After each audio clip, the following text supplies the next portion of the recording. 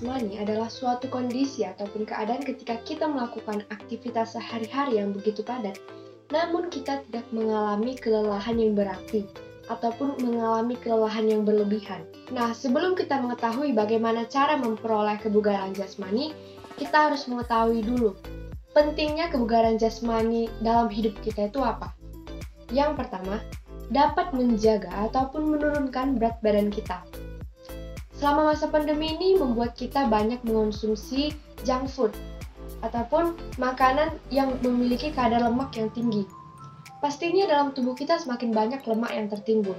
Namun ketika kita melakukan aktivitas olahraga secara berkesinambungan, lemak-lemak tersebut pastinya akan terbakar secara efektif sehingga kebutuhan kalori ataupun kebutuhan lemak dalam tubuh kita itu memiliki kadar yang sesungguhnya dibutuhkan oleh tubuh kita. Yang kedua, dapat mengurangi resiko stres ataupun depresi. Selama masa pandemi sangat banyak hal ataupun masalah yang membuat kita semakin emosian. Namun ketika kita sering melakukan aktivitas olahraga, pastinya kadar serotonin dalam tubuh kita semakin meningkat yang bertujuan untuk mengelola suasana hati kita semakin baik dan meningkatkan mood kita.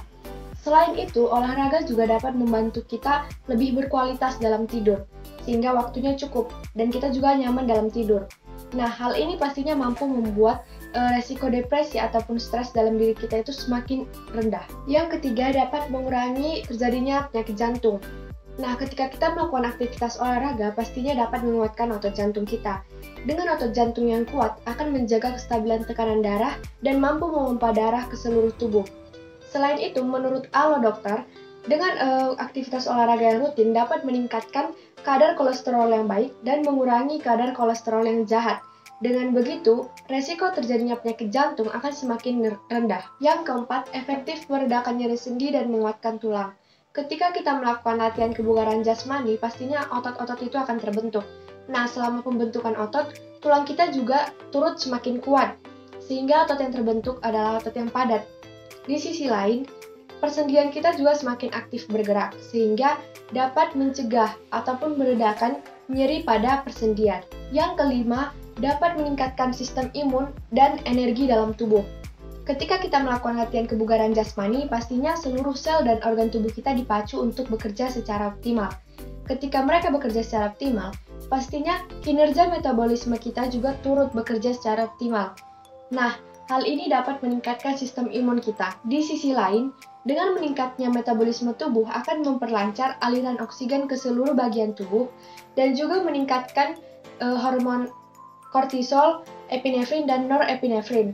Hormon-hormon tersebut bertujuan untuk meningkatkan energi dalam tubuh kita. Faktor yang bisa mempengaruhi daya tahan tubuh seseorang yang pertama itu ada umur. Umur itu bisa mempengaruhi daya tahan seseorang karena saat kita berumur 25 tahun, daya tahan tubuh kita itu akan semakin menua yang terjadi karena imun tubuh kita yang semakin sedikit dan juga kekuatan otot kita yang semakin berkurang saat kita udah berumur 25 tahun.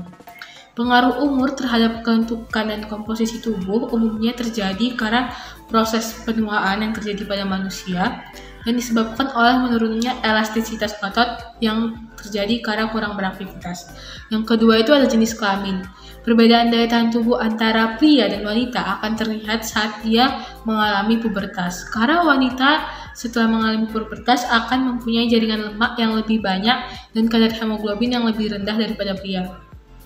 Hal yang sama juga terjadi pada kekuatan otot pria dan wanita. Perbedaan kekuatan otot pria dan wanita disebabkan oleh adanya perbedaan ukuran atau proporsi yang terjadi dalam tubuhnya. Selanjutnya ada faktor keturunan. Faktor keturunan ini berpengaruh terhadap kapasitas jantung, perut, postur tubuh, sel darah, obesitas, dan serat atas. Level kemampuan fisik seseorang itu dipengaruhi sama gen yang ada dalam dirinya. Sifat genetik yang ada di dalam diri seseorang ini yang dapat dari mama papanya akan berpengaruh terhadap kemampuan-kemampuan tubuhnya seperti kekuatan, kecepatan, kelentukan, dan yang lain-lain itu. Selain itu, sifat genetik ini mempengaruhi fungsi pergerakan otot tubuh manusia. Menurut hasil penelitian dari Bowers dan Fox, beberapa unsur yang dipengaruhi oleh faktor keturunan antara lain kemampuan aerobik, sebesar 93%, sistem asam laktat sebesar 81%, dan denyut jantung maksimal sebesar 86%. Jadi genetik yang ada dalam diri seseorang itu juga mempengaruhi daya tahan tubuh seseorang. Makanya biasanya kalau mamanya suka sakit, maka anaknya kemungkinan besar bakal sering juga kena sakit dan mempunyai daya tahan tubuh yang rendah. Makanan merupakan salah satu faktor yang mempengaruhi daya tahan tubuh seseorang. Asupan gizi yang seimbang itu sangat berpengaruh terhadap daya tahan tubuh seseorang. Dengan gizi yang seimbang yaitu karbohidrat 50%, protein 12%, dan lemak 38%, maka akan ada harapan kalau tubuhnya itu dipenuhi oleh faktor-faktor gizi yang baik. Selain gizi yang seimbang, makanan itu juga ditentukan dengan kualitas bahan makanannya dan juga cara memasak makanan itu sendiri. Maksudnya kalau misalkan makanan yang mengandung sedikit polutan seperti makanan-makanan organik dan juga pengolahan makanan yang baik misalnya dibakar, karena kan kalau digoreng itu katanya kurang baik ya. Kalau kita ingin meningkatkan daya tahan tubuh kita, maka sangat dianjurkan kita itu makan makanan yang bergizi dan memenuhi kebutuhan vitamin-vitamin yang lengkap untuk tubuh kita sesuai dengan standar yang sudah ditetapkan oleh para ahli. Untuk mengetahui kayak mana sih sebenarnya gizi yang baik buat tubuh kita, karena setiap orang beda-beda, maka ada baiknya kalau kamu itu berkonsultasi dengan ahli gizi. Faktor selanjutnya itu ada tidur ataupun istirahat. Nah, saat tidur ataupun istirahat, tubuh kita itu menjadi rileks. Otot-otot itu kita kembali menjadi renggang, dan ini berpengaruh terhadap kebugaran jasmani kita.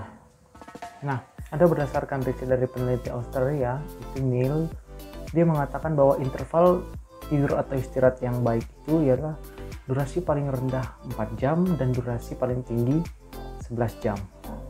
Nah, adapun waktu tidur atau istirahat yang ideal berdasarkan usia itu, yang pertama, bayi dari usia 0-3 bulan itu 14-17 jam per hari. Kemudian yang 1-2 tahun 11-14 jam per hari. Sedangkan yang sedang bersekolah 6-13 tahun itu 9-11 jam. Sedangkan yang remaja berumur 14-17 tahun itu waktu yang baik adalah 8-10 jam per hari.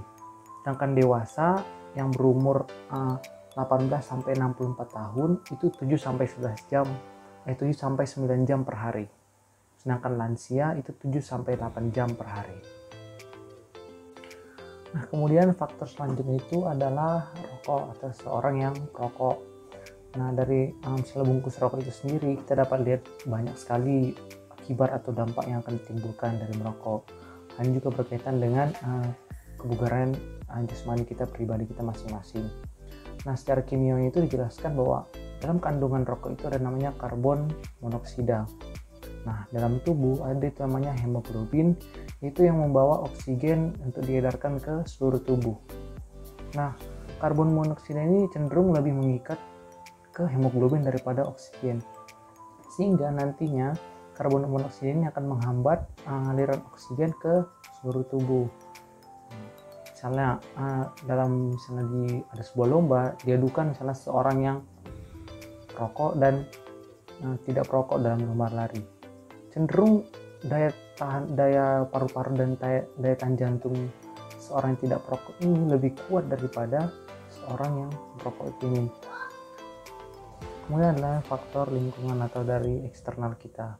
Dan jika dikaitkan dengan faktor merokok tadi, kita ini dapat dikatakan sebagai perokok pasif, di mana kita menghirup asap yang dikeluarkan oleh perokok aktif.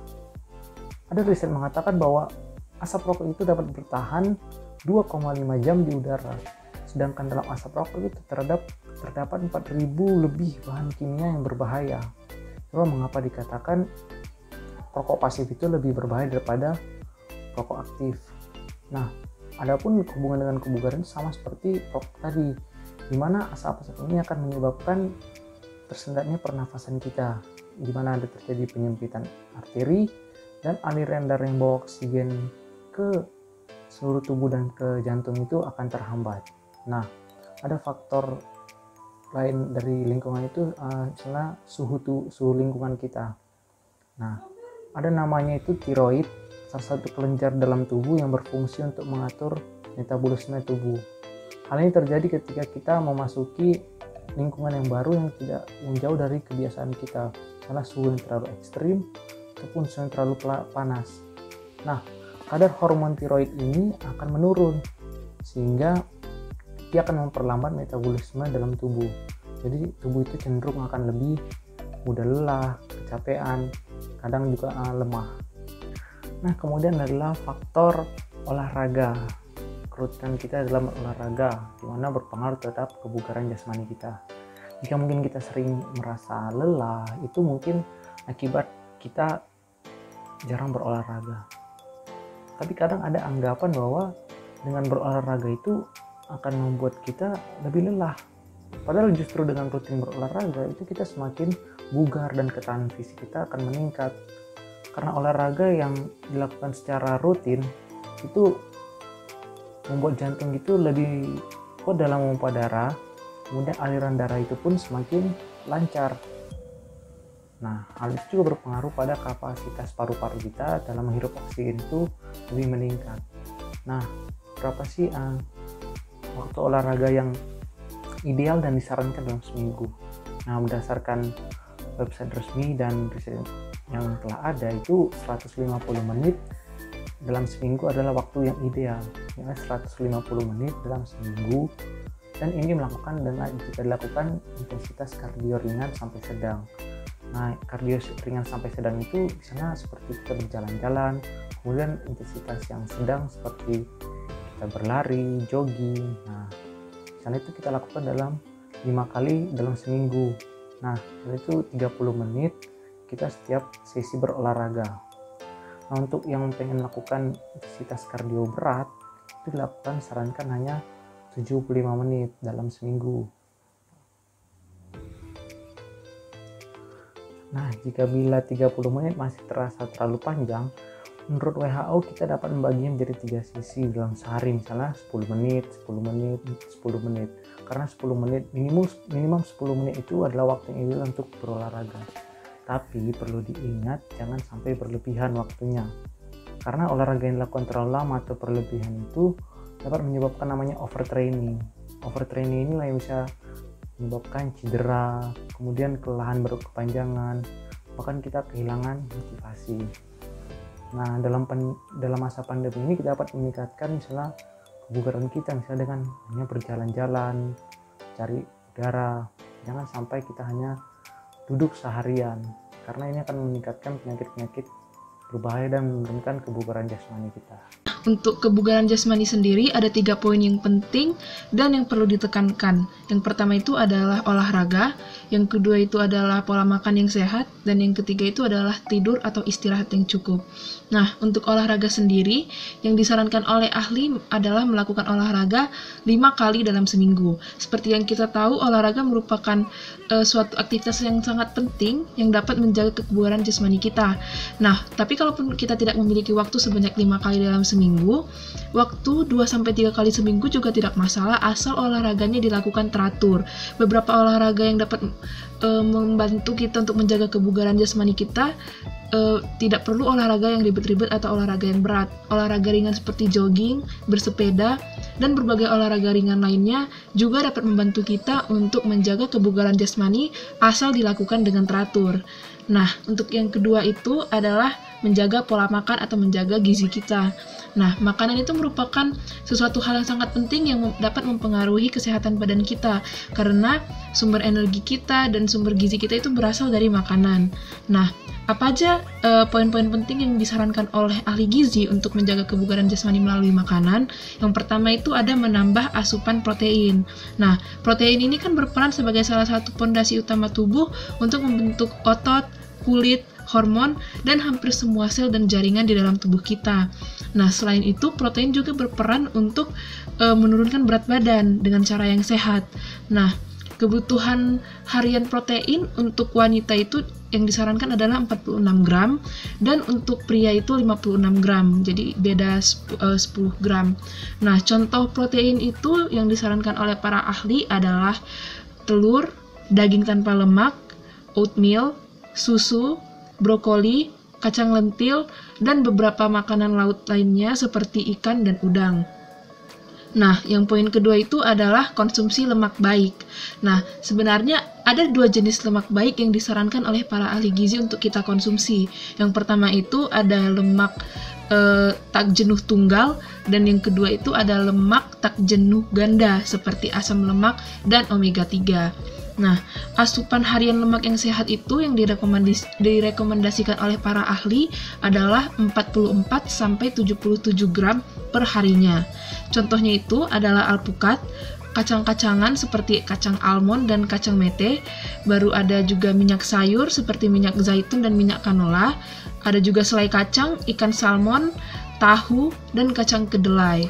Nah, poin yang ketiga itu adalah pilih karbohidrat yang kompleks. Nah, sebenarnya ada 2 jenis karbohidrat.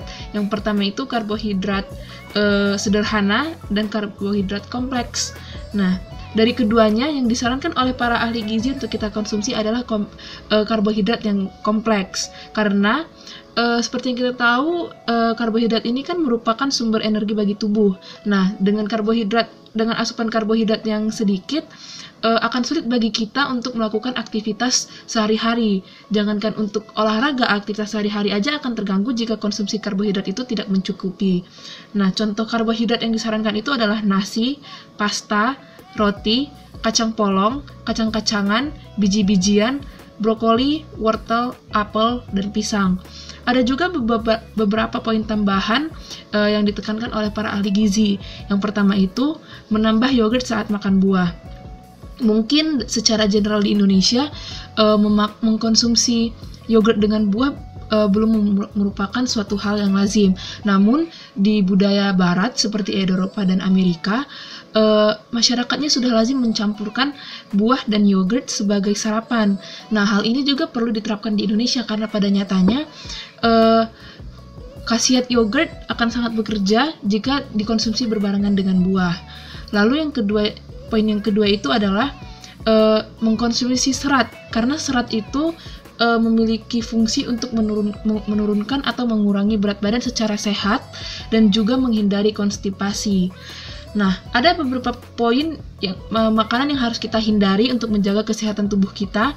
Yang pertama itu menghindari makanan yang mengandung MSG atau micin-micin, karena micin itu merupakan bahan makanan yang sangat tidak sehat dan hanya merupakan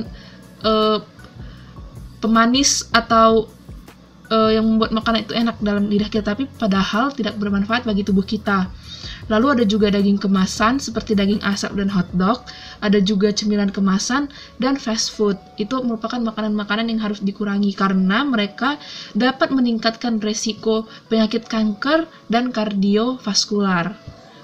Lalu poin yang terakhir itu adalah menjaga pola tidur atau istirahat yang cukup. Seperti yang kita tahu, tubuh manusia ini kan membutuhkan istirahat yang cukup setelah beraktivitas sepanjang hari. Nah, dengan istirahat yang baik dan cukup serta berkualitas tinggi, kita dapat memulai hari kita dengan baik sehingga tubuh kita akan terus bergerak dan lebih sehat. Nah, ada beberapa poin penting yang ditekankan untuk menjaga kesehatan tubuh kita. Yang pertama, untuk tidur sore. Untuk tidur sore itu disarankan hanya 30 menit saja atau setengah jam.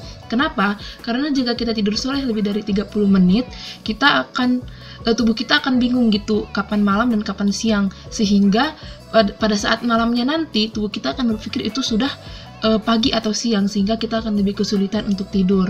Lalu hal-hal yang perlu kita tekankan lainnya yaitu apa sih manfaat tidur yang cukup atau istirahat yang cukup sehingga harus kita lakukan. Nah, pertama, tidur itu dapat memperkuat sistem kekebalan tubuh kita, karena pada saat kita tidur, sistem kekebalan tubuh akan mengeluarkan senyawa yang disebut sebagai senyawa sitokin. Nah, senyawa sitokin ini memiliki efek perlindungan pada sistem kekebalan tubuh dan membantu melawan peradangan dan infeksi. Inilah kenapa kalau misalnya kita tidur dengan kondisi sakit kepala atau pegal-pegal, saat kita bangun nanti, tubuh kita akan merasa lebih sehat. Nah, itu salah satu manfaat tidur. Nah, beberapa jam tidur yang sudah disarankan tersebut dibagi berdasarkan usia. Nah, untuk remaja, usia 14-17 tahun, jam yang disarankan itu adalah 8-10 jam per harinya. Setelah itu untuk dewasa muda usia 18 sampai 25 tahun, jam tidur yang disarankan adalah jam 7 sampai 9 jam per hari. Lalu untuk dewasa usia 26 sampai 64 tahun, durasi yang disarankan itu adalah 7 sampai 9 jam per hari juga. Lalu untuk lansia usia di atas 65 tahun, durasi tidur yang disarankan adalah 7 sampai 8 jam per hari.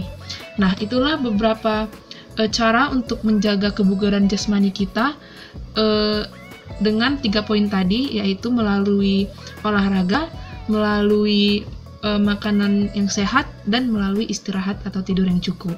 Terima kasih. Untuk menjaga kebugaran jasmani, selain aspek olahraga, aspek yang lain yang diperhatikan yaitu menjaga pola makan. Nutrisi yang baik merupakan salah satu hal yang penting dalam menjalani gaya hidup sehat. Meski berat badan ideal, pola makan yang buruk itu bisa meningkatkan potensi penyakit lainnya kayak kanker, osteoporosis, ataupun kolesterolan. Nah, jadi gimana cara kita supaya untuk menjaga pola makan kita supaya tetap sehat? Nah, yang pertama itu makanan itu harus seimbang. Jadi itu disarankan untuk menjaga makanan sebanyak yang kita konsumsi itu sebanyak 45 karbohidrat, 30% protein, 30% lemak sehat. Nah, cuman celakanya banyaknya orang salah tangkap. Mereka mengira kalau misalnya nggak konsumsi lemak, itu bakalan tetap menjaga berat badan mereka seimbang. Padahal enggak. Jadi semuanya itu harus secara seimbang sesuai dengan yang sudah ditentukan, nggak boleh berlebihan juga. Tapi yang kedua itu hindari makanan olahan. Jadi kalau milih makan itu alangkah baiknya kalau itu makanan yang utuh, yang langsung diambil dari sumbernya, bukan makanan yang udah diolah-olah dari sini ke sini, dari sini ke sini sedemikian rupa. Nah, jadi contoh apa aja makanan yang jadi itu ada sayur-sayuran, buah-buahan, kacang-kacangan, daging tanpa lemak, susu rendah lemak, gandum. Nah, jadi itu biar nggak penyakitan, jadi tubuh kita itu antioksidannya bisa ditingkatkan dan seratnya juga. Yang ketiga itu buatlah jurnal. Nah, dengan adanya menyisihkan waktu untuk membuat jurnal itu bisa lebih membuat kita mengontrol makanan yang akan kita konsumsi sesuai dengan target yang akan kita capai. Nah, kemudian itu tetapkanlah batas sehat. Disarankan untuk wanita untuk mengonsumsi 1200 sampai 1500 kalori dan pria itu 1600 sampai 2400. Hal ini dikarenakan pria yang memerlukan lebih banyak tenaga dan lebih banyak membutuhkan kalori karena aktivitasnya yang sebenarnya jauh lebih berat daripada wanita. Nah, yang 5 itu janganlah membiarkan terlalu kenyang atau terlalu lapar. Karena kalau udah terlalu lapar atau terlalu kenyang, makanan yang dimakan pun nggak akan terkontrol sesuai dengan target utama kita. Jadi biarkanlah kita itu makan sesuai dengan kondisi perut, dan kalau bisa itu sesuai dengan jam-jam yang udah ditentukan. Kayak misalnya jam pagi itu jam 7 pagi, siang itu jam 12 sampai jam 1 siang, dan malam itu tidak lebih dari jam 7 malam. Nah, dengan adanya ini kita itu bisa dilindungi diri dari pola kesehatan dan menghindari resiko-resiko buruk dengan penyalahgunaan pola hidup sehat dalam hal makanan. Kecepatan merupakan hal yang sangat dibutuhkan dan sangat dituntut dalam profesi mereka. Tapi tentu saja bukan hanya orang-orang seperti mereka yang membutuhkan yang namanya kecepatan. Kita juga sangat membutuhkan yang namanya kecepatan untuk meningkatkan keefektivitasan ataupun ketangkasan kita dalam beraktivitas. Nah, apa saja bentuk latihan sederhana yang bisa kita lakukan untuk meningkatkan kecepatan kita? Nah, bentuk latihan fisik sederhana yang bisa kita lakukan untuk meningkatkan kecepatan kita, yang pertama adalah lari sprint. Lari sprint merupakan sebuah olahraga di mana kita berlari dari satu titik ke titik yang lain yang jaraknya cukup dekat dengan waktu yang singkat. Nah, contohnya adalah seperti ini.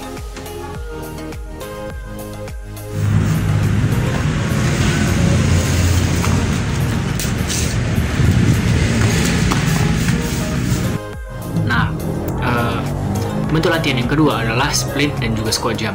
Split dan juga squat jump ini bisa kita lakukan rutin 3-4 kali dalam seminggu, dan setiap latihannya kita bisa melakukannya minimal 30 kali. Dan juga squat jump ini, split dan juga squat jump ini tidak memerlukan banyak ruangan, sehingga kita bisa juga melakukannya di dalam kamar. Contohnya seperti ini.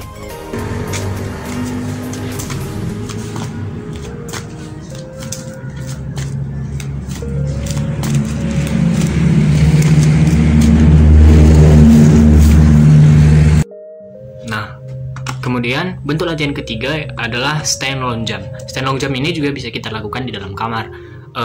Tapi kita harus melakukannya dengan hati-hati dan juga seirama antara ayunan dan juga lompatannya, supaya manfaatnya bisa kita rasakan dengan lebih baik. Dalam melakukan stand long jump ini, kita bisa menggunakan 3 set, di mana dalam satu set itu kita menggunakan 15 stand long jump. Contohnya seperti ini.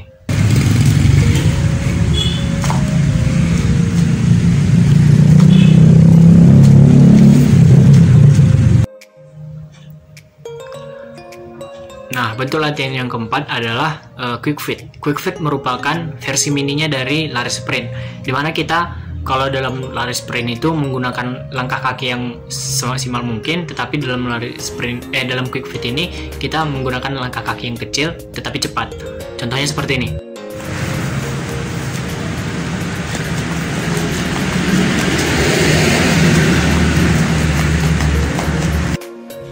Nah, bentuk latihan fisik yang kelima dan juga yang terakhir adalah side to side.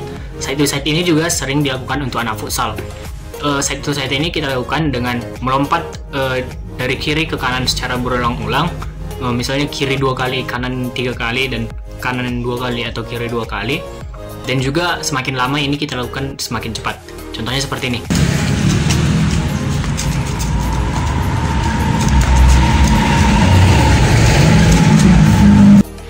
Nah, demikianlah pengertian dari kecepatan, apa pentingnya kecepatan bagi tubuh kita, dan juga bentuk-bentuk latihan fisik sederhana yang bisa kita lakukan untuk meningkatkan kecepatan kita. Sekian dari saya, terima kasih. Nah, salah satu dari beban internal itu push up yang akan saya peragakan.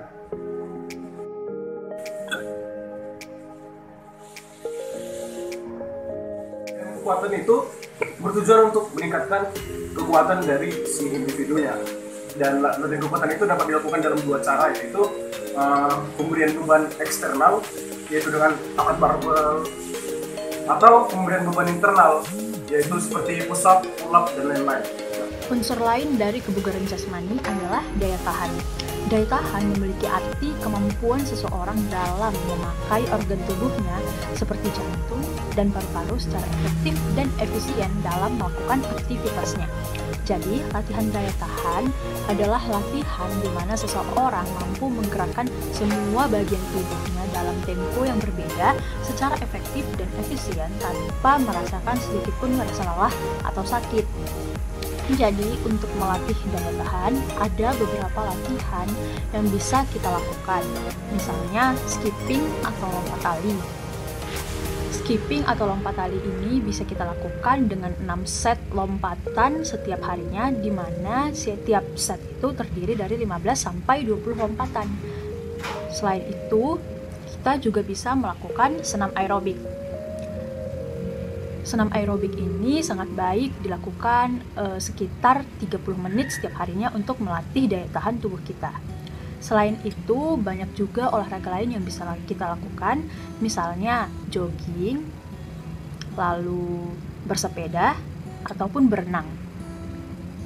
Jika seseorang bisa melaksanakan gerak dengan seluruh tubuhnya dalam waktu yang relatif lama, dengan tempo dan frekuensi yang sedang sampai cepat tanpa mengalami rasa sakit, maka seseorang tersebut memiliki daya tahan tubuh yang baik.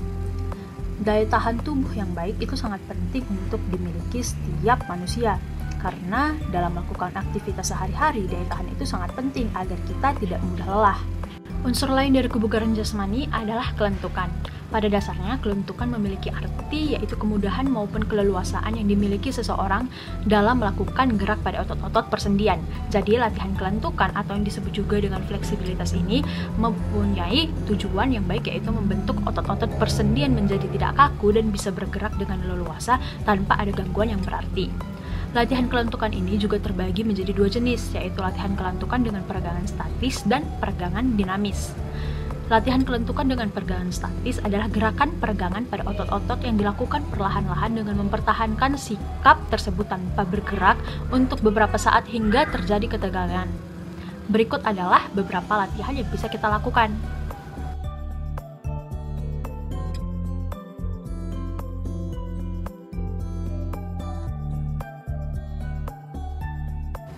Lalu untuk peregangan dinamis, adalah gerakan peregangan yang dilakukan dengan melibatkan otot-otot dan persendian dengan menggerakkan anggota tubuh secara perlahan dan terkontrol. Berikut adalah gerakan yang bisa dilakukan.